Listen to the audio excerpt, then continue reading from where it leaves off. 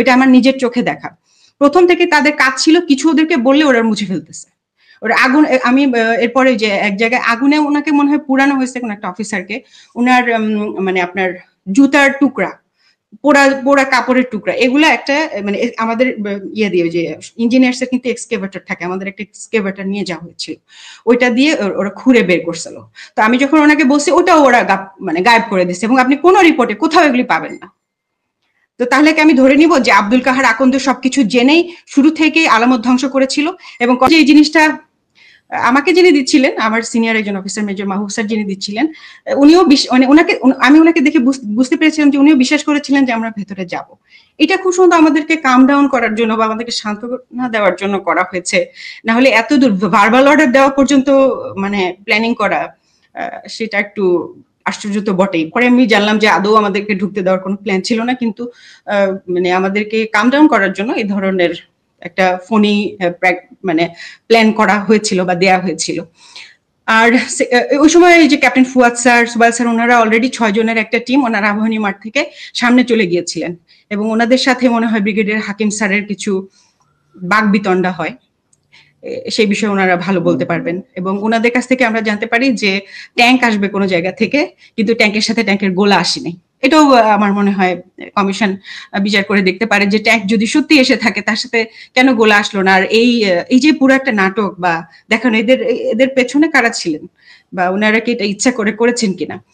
আর 26 তারিখের বিকেল বেলা যখন অলরেডি সন্ধ্যা ঠিক মিলিয়ে গেল, আজান শেষ হয়ে গেল, কারণ ওই সময় ফেব্রুয়ারি মাস তো আপনার মানে 5:30 বা 6টার দিকেই সন্ধ্যা হয়ে যাচ্ছিল, তখন খুব নাটকীয় ভাবে বিডিআর এর ভেতরে বিভিন্ন ইলেকট্রিসিটি লাইন কেটে দিয়ে গেট খুলে দেওয়া হয় মানে ইচ্ছা করে, যাতে সৈনিকরা পালিয়ে যেতে পারেন। তো সেই সময় আমি বলেছিলাম যে র্যাবের এক অফিসার ক্যাপ্টেন আশিক স্যার, যিনি ইঞ্জিনিয়ার্সে আমাদের সাথে ছিলেন, ক্যাপ্টেন আশিক স্যার আবার আমার সাথে 8 ইঞ্জিনিয়ার্সে চাকরি করেছেন রংপুর ক্যান্টনমেন্টে, এরপর ওনার র্যাবে পোস্টিং, কিন্তু আমি স্যারকে চিনতাম।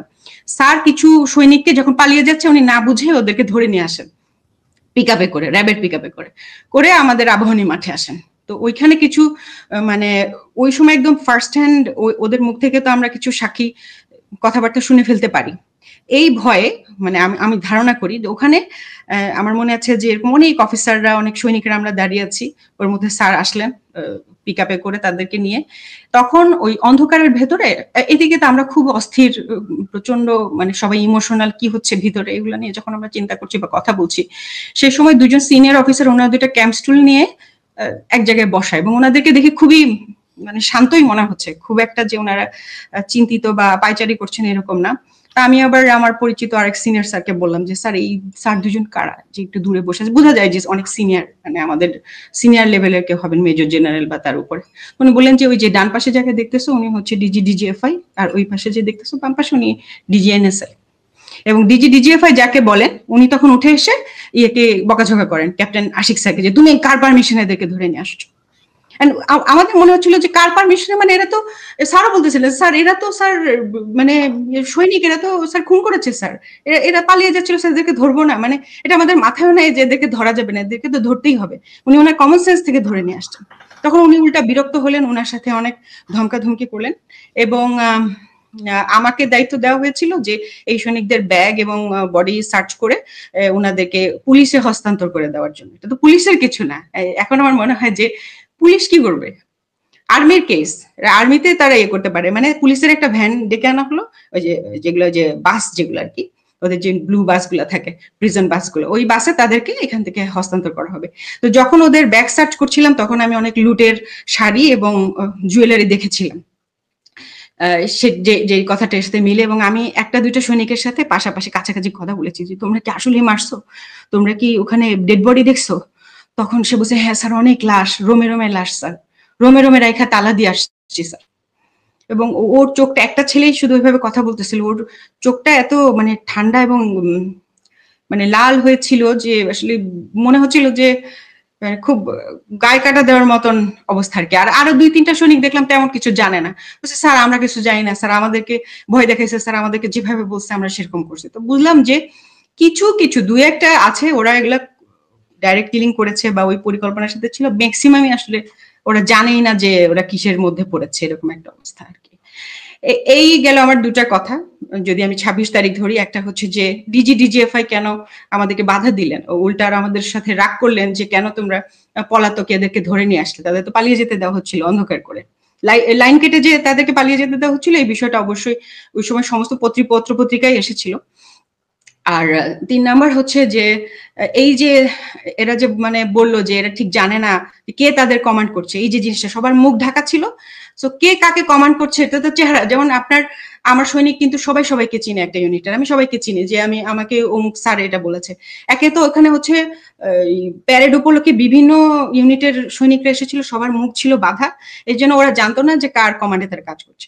এবং ২৭ তারিখে আমি সার্চ অ্যান্ড রেস্কিউ অপারেশনের অংশ হিসেবে আমাকে ভেতরে পাঠানো হয়, যেখানে আমি মেজর মাহবুব স্যারের নেতৃত্বে একটা টিম নিয়ে সার্চ অ্যান্ড রেস্কিউ অপারেশন করি, যেখানে আমার সবচেয়ে গুরুত্বপূর্ণ যে সাক্ষী সেটা হচ্ছে যে আমি অন্য কোনো দেশের, আমি জানি না, বা অন্য কোনো বাহিনীর মানে অস্ত্রের ব্যবহৃত সিলিং পেয়েছিলাম ২৭ তারিখ সকালবেলা। এবং ২ নম্বর হচ্ছে যে আমাদেরকে জানানো হয় যে ওখানে সিআইডি কেন টেক ওভার করবে, যে আর্মির একটা বিডিআর আর্মি তো একই কাছাকাছি ধরনের ফোর্স, তো এই ধরনের ইয়েগুলো আপনার কোর্ট অফ ইনকোয়ারি গুলো তো সিআইডি করার কথা না। তো সিআইডির প্রধান আব্দুল কাহার আকন্দকে বানিয়ে সেই সময় অফিসার্স মেসের নিচে একটা খোলা হয়, একটা সেল খোলা হয়, এবং আমাদেরকে বলা হয় যে সার্চ অ্যান্ড রেস্কিউ অপারেশনে কোনো কিছু সন্দেহজনক অথবা কোনো আলামত পাওয়া গেলে এই বিষয়গুলো সিআইডি কে জানানোর জন্য। এবং আমি নিজে দেখেছি যে প্রথম যে আলামতটা আমি পাই, যেটা ছিল কিনা একটা সৈনিকের বাসায় এক জায়গায় কিছু ব্লাড ছিল, আমি বলেছিলাম যে একটা মানুষকে টেনে হিচড়ে নিয়ে যে গেলে যে এরকম একটা অবস্থা তৈরি হয়, সেটা যখন আমি তাদেরকে জানাই, তারা ইন্টেনশনালি কোনো রকম ছবি না তুলে এবং কোনো রকম প্রমাণ না রেখে ওটাকে মুছে ফেলেছিল, মপিং করে মুছে ফেলেছিল। করার জন্য একটা পার্টিকুলার ডিভাইস দরকার ছিল, যেই ডিভাইসটা ওই বিডিআর এর ভেতরেই লাগানো থাকতে হবে। এবং এটা আমার ইন্টারগেশন, যখন আমি ২৭শে ফেব্রুয়ারি ঢুকি, আমি জিজ্ঞেস করেছিলাম যে এরকম কোনো তোমাদের টাওয়ারে কোনো মেশিন লাগাইছে নাকি, তখন অনেক সৈনিক বলেছে যে হ্যাঁ তো স্যার লাগাইছে। ওই বিষয়টা আসতে পারে। এই ছিল আমার গেল হলো ২৫ তারিখ। ২৬ তারিখে আমরা সারাদিন আবাহনী মাঠে ছিলাম, আমাদেরকে মুভ করতে বলা হলো, কিন্তু আমাদেরকে বলা হলো যে আদেশ দেওয়ার আগে আমাদের ভেতরে ঢোকার দরকার নেই, 46 ব্রিগেড অলরেডি এই দায়িত্বে আছে, তারা কর্ডন করছে, তারা অন্যান্য কাজকর্ম করবে, যখন আমাদের এক্সট্রা রিজার্ভ ফোর্স হিসেবে ইঞ্জিনিয়ার ব্রিগেডকে দরকার হবে, আর্মস তো দুইটা এরপরে আছে, সিগন্যালস একটা ব্রিগেড আছে, তো আমাদেরকে তখন ডাকা হবে। তো ওইখানে ওই আবাহনী মাঠে ২৬ তারিখ সারাদিন সকাল থেকে সন্ধ্যা পর্যন্ত, সকাল থেকে একেবারে আপনার রাত ৮টা পর্যন্ত আমি ওখানে উপস্থিত ছিলাম, আমরা বুলেট প্রুফ জ্যাকেট পরে, এবং আমি একমাত্র নারী কর্মকর্তা ছিলাম সেখানে। আমাকে বলা হয়েছিল যে বিকাল ৪টার দিকে আমাদের একটা ইউনিট প্রবেশ করবে, এবং আমাকে একটা ভার্বাল অর্ডার দেওয়া হয়, অর্থাৎ আমরা যখন কোনো অপারেশনে যাই, যেখানে একটা ফিল্ড অপারেশন হয়, সেখানে একটা ম্যাপ এঁকে যে কোথায় গিয়ে কে কোন পজিশন দখল করবে, সেরকম একটা অর্ডার দেওয়া হয়। আমার কাছে মনে হয়